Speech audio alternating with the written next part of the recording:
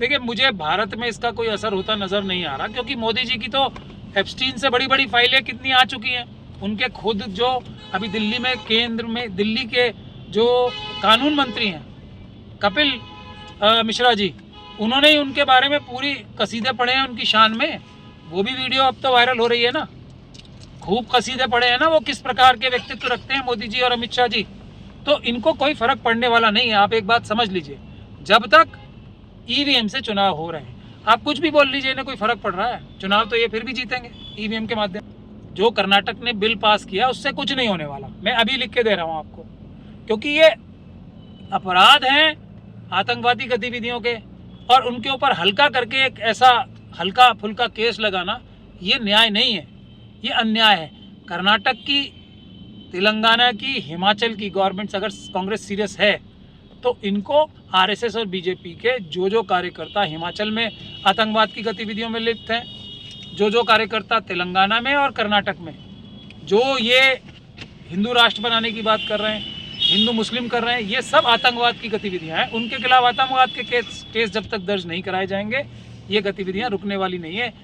Sir, केंद्रीय मंत्री जीतन राम मांझी का सोशल मीडिया पर एक वीडियो वायरल है। कई लोगों में वीडियो शेयर कर रहे हैं जिसमें कथित तौर पर यह दावा किया जा रहा है कि हारा हुआ चुनाव भी किसी अधिकारी की मदद से जितवा दिया गया था। लोग इसे वोट चोरी से जोड़ रहे हैं, आप कैसे देखते हैं? मैंने तो सीधी सीधी बात शुरू से कर रखी है और वही बात मैं दोहरा रहा हूँ। आरएसएस और बीजेपी मुट्ठी भर सीटें जीतने के लायक नहीं रह जाएगी अगर ईवीएम से चुनाव रोक के पेपर बैलेट से चुनाव शुरू करा दिए जाए। अब उसके सबूत धीरे धीरे करके सारे निकलते आएंगे, कुछ अपने आप ही गफलत में बता देंगे, ये कुछ सबूत हम जुटा के दुनिया के सामने ला रहे हैं, और बाकी तो ये पूरी तरीके से साफ है ही। आरएसएस और बीजेपी के जितने भी सीएम हैं वो सब ईवीएम के सीएम हैं, और प्रधानमंत्री भी ईवीएम के प्रधानमंत्री हैं। सारे कैबिनेट मिनिस्टर इनके ईवीएम के कैबिनेट मिनिस्टर्स हैं। एक भी आरएसएस और बीजेपी की सरकार ऐसी नहीं है जो जनता के मतों से चुन के आई हो।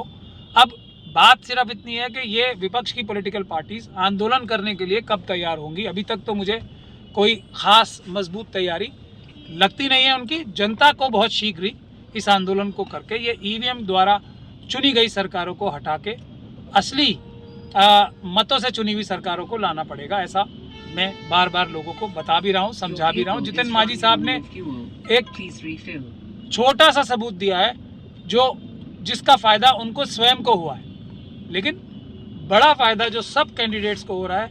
कोई भी कैंडिडेट भारतीय जनता पार्टी का जीत ही नहीं रहा है, बस मुट्ठी भर जीतते हैं जो उनके कार्डर्स जो 10-5 सीटें जितवा सकते हैं। उसके अलावा उनकी सब जगह जमानतें जब्त ही होती हैं वोटों के बाद। राजद प्रवक्ताओं ने भी इस वीडियो को एनडीए की वोट चोरी के कबूलनामे के तौर पर शेयर किया है। क्या ये वोट चोरी है सर? नहीं, राजद को अब राजद क्या करेगी, सवाल तो ये है ना। कबूलनामे के बाद कुछ करेगी? अब बात सारी यही निकल के आ रही है। अभी भी स्लीपर सेल्स के कब्जे में ही रहेगी या सड़क पे निकल के आंदोलन करेगी? अभी तक राजद ने कितनी इलेक्शन पिटीशंस डाली हैं, इतने सारे सीटों पे वो चुनाव हार गए हैं, सब ईवीएम के माध्यम से चुनाव हारे हैं। क्या उन्होंने एक भी पिटीशन डाली है अभी तक? बुनियादी बात ये है। तो हमें विपक्ष के लोगों से सवाल पूछने पड़ेंगे कि तुम लोग क्यों सही से मुकाबला नहीं कर रहे आरएसएस और बीजेपी को, क्यों जनता के मतों को बर्बाद होने दे रहे हो अपनी आंखों के सामने। ये सवाल जनता को विपक्ष से पूछना शुरू करना पड़ेगा।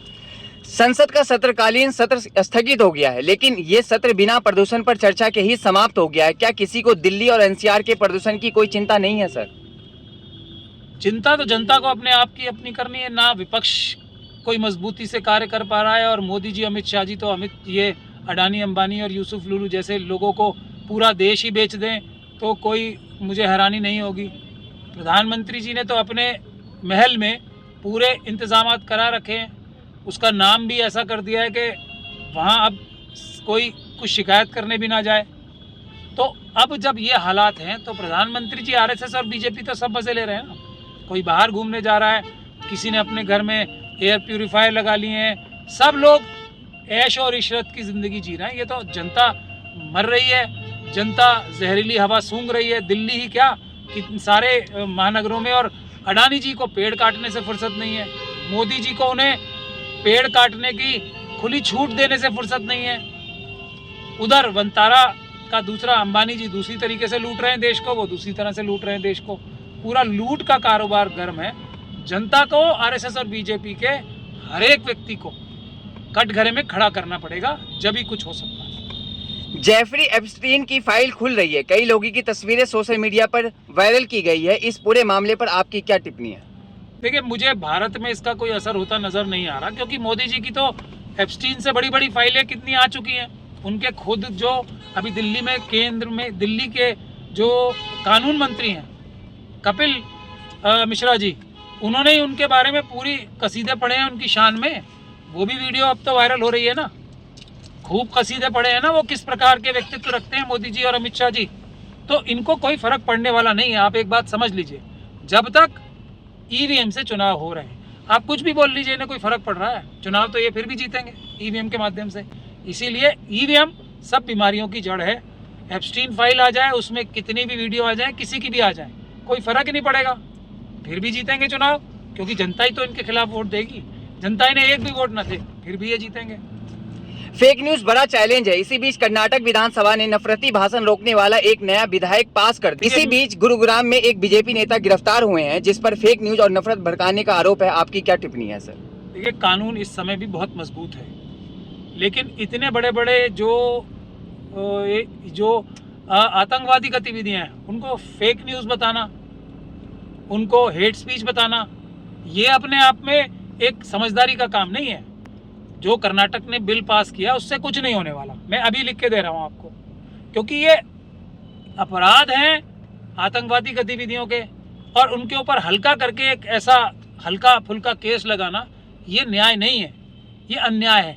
कर्नाटक की, तेलंगाना की, हिमाचल की गवर्नमेंट्स अगर कांग्रेस सीरियस है तो इनको आरएसएस और बीजेपी के जो कार्यकर्ता हिमाचल में आतंकवाद की गतिविधियों में लिप्त हैं, जो कार्यकर्ता तेलंगाना में और कर्नाटक में जो ये हिंदू राष्ट्र बनाने की बात कर रहे हैं, हिंदू मुस्लिम कर रहे हैं, ये सब आतंकवाद की गतिविधियां हैं। उनके खिलाफ आतंकवाद के केस जब तक दर्ज नहीं कराए जाएंगे, ये गतिविधियां रुकने वाली नहीं है। हेट स्पीच का नया कानून तो उनको मदद की तरह से होगा, ऐसा मैं मानता हूँ।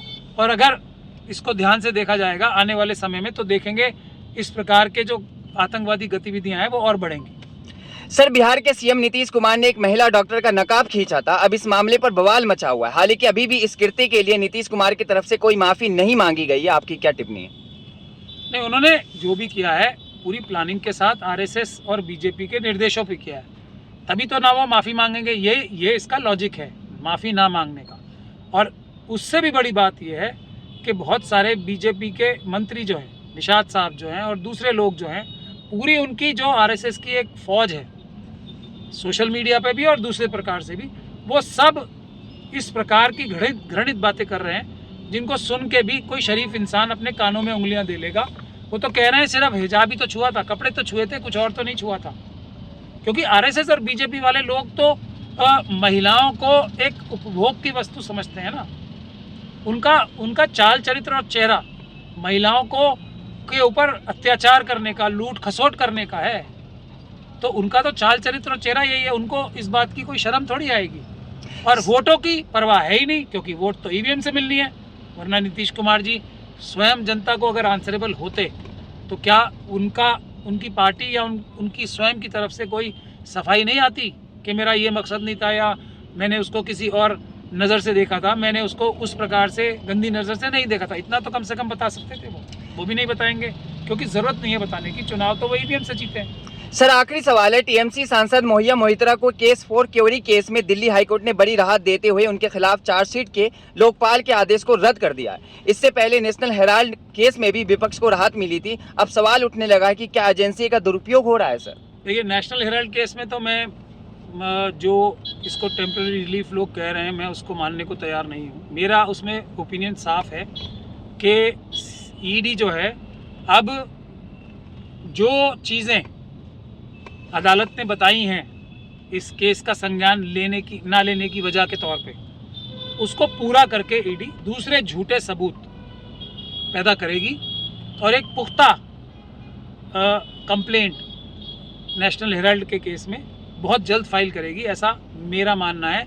मैं जितना आरएसएस और बीजेपी को समझता हूँ, ईडी को समझता हूँ, ईडी के भ्रष्ट अधिकारियों को समझता हूँ, मुझे ऐसा नहीं लगता कि उनको कोई भी धक्का लगा है, बल्कि वो एक तरीके से उनकी राहें जो हैं हमवार हुई हैं। वो जो कोर्ट ने अपना जो पैमाना बनाया है कि किस पैमाने पे इन्वेस्टिगेशन होनी चाहिए, अब उसी हिसाब से इन्वेस्टिगेशन करके जल्दी लाएंगे। अगर लेकिन महुआ मोहित्रा साहिबा वाला मैंने अभी जो फैसला है उसके बारे में जानकारी नहीं है मुझे, तो मैं कोई टिप्पणी नहीं करूँगा।